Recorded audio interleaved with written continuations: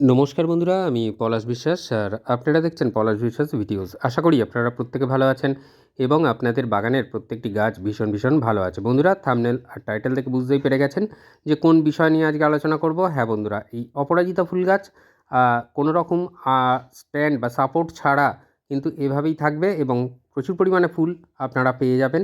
তো কি পরিচর্যা করতে হবে মাসিক বা মান্থ ওয়াইজ, সেগুলো তো আসবে খুব শীঘ্রই। আপনাদের সামনে এই অপরাজিতার যে মিক্সড খাবার মাসে অর্থাৎ এপ্রিল মাসে কী খাবার দিতে হবে যাতে করে প্রচুর পরিমাণে ফুল পাবেন সেটা শেয়ার করব। কিন্তু তার আগে এপ্রিল মাসের পরিচর্যার করার আগে আজকের যে তরল খাবারটা দেওয়া দেখাবো, এই তরল খাবারটা দিয়ে দিতে পারলে আপনাদের অপরাজিতা ফুল গাছে অজস্র পরিমাণে কুঁড়ি আসবে, ঝোপালো হবে এবং তারপরে যখন এপ্রিল মাসের খাবারটা দেবেন সেই খাবার কিন্তু দ্রুততার সাথে গাছ গ্রহণ করবে। কারণ গাছের যদি শিকড় সুস্থ থাকে, মজবুত থাকে, গাছের যদি চাহিদা সঠিক থাকে, তাহলে কিন্তু প্রচুর পরিমাণে ফুল আপনারা কিন্তু আপনাদের অপরাজিতা ফুল গাছ থেকে পেয়ে যাবেন। তো আজকের একদম সেভাবেই কেয়ারটা দেখাবো। এই তরল সারটা ভিডিওটা দেখা মাত্রই আগামীকাল হোক বা পরশু দিন হোক, যেদিনই হোক দিয়ে দিন। তার মধ্যে কিন্তু আমি দিয়ে দেব এপ্রিলের অপরাজিতার পরিচর্যা। তখন সেই মতো মিক্সড খাবার দিয়ে দেবেন এই তরল সার দেওয়ার ঠিক 5 দিন পরে থেকে। এই যে দেখছেন শুকনো ফুলগুলোকে রিমুভ করে দিচ্ছি বা তুলে ফেলছি। তার কারণটা হচ্ছে গাছের এনার্জি এরা নিয়ে কিন্তু বীজ তৈরি করবে নতুন। তাই আমরা চাইবো না কখনোই যে বীজ তৈরি করার জন্য গাছের যে এনার্জিটা ব্যয় হবে সেটাকে যাতে গাছ তার স্বাস্থ্য সারাতে এবং ফুল আনতে ব্যয় করে, সেটা কিন্তু আরও বেশি গুরুত্বপূর্ণ এবং উপকারী হবে আমাদের ক্ষেত্রে। কারণ বাগানটা নীল, সাদা, বেগুনি রঙের ফুলে ভরে থাকবে। তো বন্ধুরা, প্রতিদিন সন্ধ্যে 6টায় বাগান সংক্রান্ত ভিডিও আসে, তাই যারা নতুন দেখছেন চ্যানেলটা তাদের কাছে অনুরোধ করব সাবস্ক্রাইব করে রাখুন। গাছের পরিচর্যার বিষয়ক ভিডিও এবং নার্সারি ভিজিটের ভিডিও পেয়ে থাকবেন আমার এই পলাশ বিশ্বাস ভিডিওস ইউটিউব চ্যানেলে। আর এই দেখুন যে গাছের যে আকর্ষগুলো আছে, যেগুলো কিনা কোনো কিছুকে মানে জড়িয়ে ধরে বেড়ে ওঠে, সেই জিনিসগুলোকে আমরা কেটে দেবো, পিঞ্চ করে দেবো। এতে হয়তো ফুলের সংখ্যা প্রথম দিকে অনেকটাই কমে যাবে, কিন্তু পরের দিকে কিন্তু দেখা যাবে যে প্রচুর পরিমাণে ফুল আপনি কিন্তু পেয়ে যাবেন। তো আগাছা হতে দেওয়া যাবে না, আর মাটিটাকে খুঁচিয়ে নেব, কারণ সারটা দেবো এবং তার সাথে সাথে যে মানে খাবারটা সরিষার খোলের গুঁড়ো, এই সরিষার খোলের গুঁড়ো দেওয়ার পর এই তরল সার দিলে দুর্দান্ত রেজাল্ট আপনারা পেয়ে যাবেন। তো মাটিটা কীরকম হবে, যারা নতুন অপরাজিতা গাছ বসাবেন এনে বা প্রতিস্থাপন করবেন তাদের জন্য বলে দিই মিডিয়াটা কী হবে।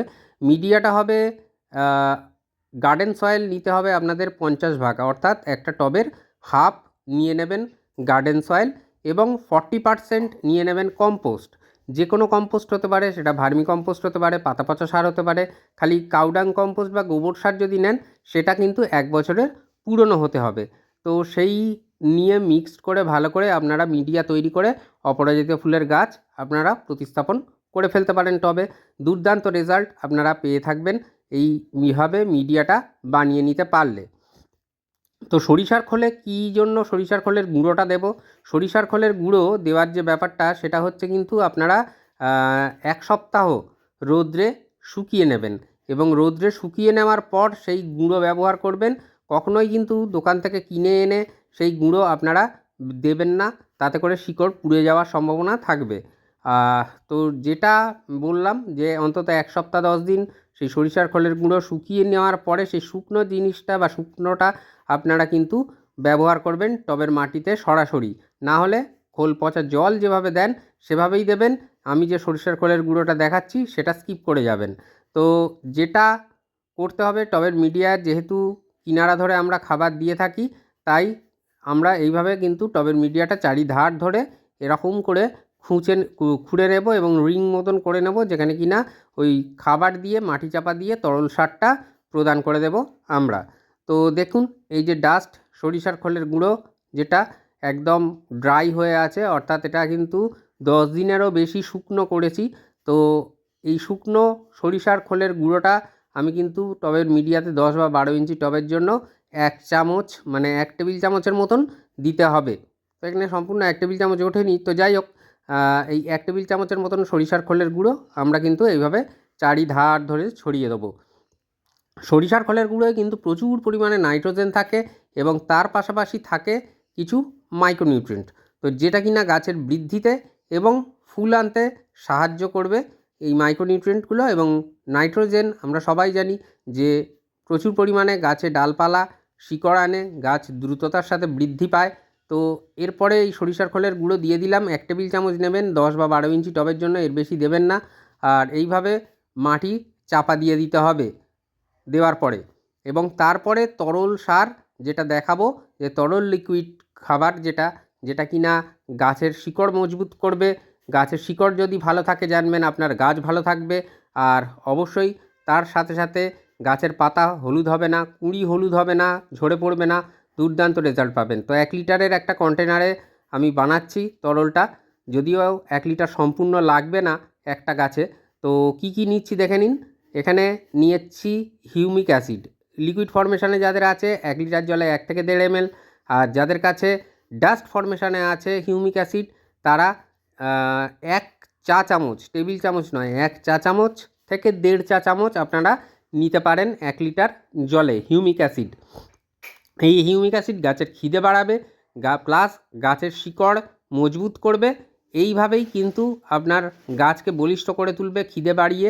তো এরপরে যেটা দিতে হবে মাইক্রোনিউট্রিয়েন্ট, এর মধ্যে যেমন এনপিকে, নাইট্রোজেন, ফসফেট, পটাশ আমরা মাটিতে দিই, তার পাশাপাশি কিছু মাইক্রোনিউট্রিয়েন্ট থাকে যেমন আয়রন, জিঙ্ক, হ্যাঁ। তো এই রকম প্রচুর পরিমাণে মাইক্রোনিউট্রিয়েন্ট বা অনুখাদ্যের প্রয়োজন হয়। এই যে আমি বায়োভিটা এক্স দেখাচ্ছি মানে এটাই দিতে হবে এমনটা নয়, যে কোনো বায়োভিটা যে কোনো অনুখাদ্য আপনারা বা মাইক্রোনিউট্রিয়েন্ট আপনারা দিতে পারেন। 1 লিটার জলে 1 ml মতন নিতে হবে, নিয়ে আপনারা সেটা দেবেন। এরপরে যে জিনিসটা দেখাচ্ছি এটা কিন্তু প্রচুর পরিমাণে ফুল আনতে সাহায্য করবে। এটা হচ্ছে এনপিকে 0050 বা যেটাকে সালফেট অফ পটাশ বলে বা সাদা পটাশ বলে, বিভিন্ন নামে চিহ্নিত। তো এটা নিতে হবে, মোটামুটি নিয়ে নেবেন 5 গ্রামের মতন, 4 থেকে 5 গ্রামের মতন নিয়ে আপনারা কিন্তু জলে দিয়ে দেবেন, বা 2 চা চামচের 1.5 চা চামচের মতন নেবেন, 1 চা চামচ আর কিছুটা নেবেন, নিয়ে কিন্তু জলেতে মিশিয়ে নেবেন। প্রচুর পরিমাণে ফুল আসবে।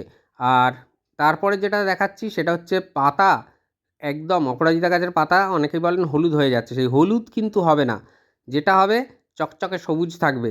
এটা হচ্ছে ম্যাগনেসিয়াম সালফেট বা এপসাম সল্ট। এটা 2 গ্রাম থেকে 3 গ্রামের মতন নেবেন, নিয়ে 1 লিটার জলের জন্য গুলে নেবেন। প্রত্যেকটা জিনিসই ওয়াটার সলিউবল, খুব ভালোভাবে গুলে যায়। আর যাদের কাছে সালফেট অফ পটাশ বা সাদা পটাশ বা এনপিকে 0050 নেই, তারা লাল পটাশ দিতে পারেন, তবে একটু ভালো করে গুলে নিতে হবে। লাল পটাশ জলে গুলতে সময় লাগে একটু হলেও, কিন্তু সাদা পটাশ যেটা সালফেট অফ পটাশ সেটা কিন্তু দ্রুততার সাথে জলে গুলে যায়। এবং লাল পটাশে যে নোনা ভাব একটা মাটির মধ্যে তৈরি হয়, এই সাদা পটাশে সেই জিনিসটা হয় না, বা এনপিকে 0050 যেটাকে বলা হচ্ছে সাদা পটাশ বা সালফেট অফ পটাশ, সেটায় তৈরি হয় না। তাই ক্লকওয়াইজ অ্যান্টি ক্লকওয়াইজ খুব ভালো করে গুলিয়ে নিতে হবে এই তরল উপাদানটিকে। এবং তারপরে কিন্তু আমরা টবের মিডিয়ায় ব্যবহার করব। কতদিনের ব্যবধানে দেব এবং কতটা পরিমাণে দেব সেটাও কিন্তু ভীষণ গুরুত্বপূর্ণ। আর অবশ্যই সকালের দিকে এই তরল সার আপনাদেরকে দিতে হবে। এটা দেখুন, এর মধ্যে 200 ml এর মতন তরল ধরে, 200 থেকে 250 ml এর মতন তরল ধরে। তো আমরা এই গ্লাসে 2 গ্লাস দেব, অর্থাৎ এই প্লাস্টিকের গ্লাস, এই গ্লাসে 2 গ্লাস আমরা কিন্তু দিয়ে দেব এই তরল সার আমাদের 10 বা 12 ইঞ্চি টবের মাটিতে। আর এই সারটা কতদিনের ব্যবধানে দেব? হিউমিক অ্যাসিড মিশ্রিত এই তরল সার আমরা কিন্তু দেব 15 দিনের ব্যবধানে, অর্থাৎ যেদিন দেব তার থেকে ঠিক 15 দিন পরে দ্বিতীয়বার আরেকবার আমরা রিপিট করব।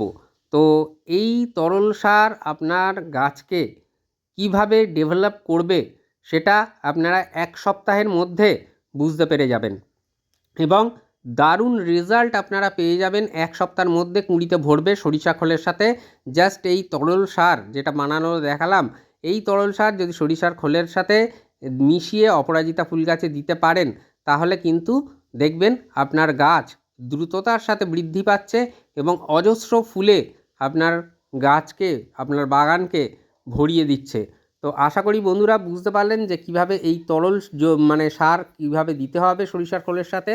আর দেখা মাত্রই আপনাদেরকে বলবো যে এই তরল সার এবং সরিষার খোলের গুঁড়ো একত্রে মিশিয়ে দিয়ে দিন। এই সমস্ত মানে ডাল থেকে অজস্র পরিমাণে কিন্তু মানে গাছের যে ঝোপালো হবে, গাছের নতুন ডাল আসবে, নতুন শাখা আসবে। আর একদম মাথাগুলোকে সবসময় যেটা বলছি যে আকর্ষের মাথা যেই লম্বা হয়ে যাবে পিঞ্চ করে দিন। হয়তো সাথে সাথে ফুল পাবেন না, কিন্তু মানে পরবর্তীকালে গিয়ে প্রচুর পরিমাণে ফুল আপনি কিন্তু পাবেন, এবং গাছটা একদম স্ট্যান্ড হয়ে দাঁড়িয়ে থাকবে, যেটা কিনা দেখতে ভীষণই ভালো লাগবে। আর থোকায় থোকায় ফুটবে অপরাজিতা আপনার বাগানে। মন থাক চিরসবুজ, পৃথিবী হোক সবুজময়।